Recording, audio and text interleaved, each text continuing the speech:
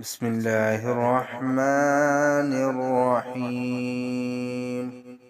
الصلاة والسلام عليك يا سيدي يا رسول الله وعلى آلك وأصحابك يا حبيب محمد وعلى آل محمد۔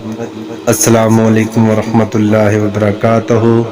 حضرت علی نے فرمایا، تمہارے منہ سے نکلی ہوئی ایک گالی چاہے مذاق میں ہو یا غصے میں، تمہاری قبر میں ایک ایسا بچھو پیدا کرتی ہے جس کے ایک بار ڈنسنے سے انسان 70 ہاتھ زمین میں ڈنس جاتا ہے۔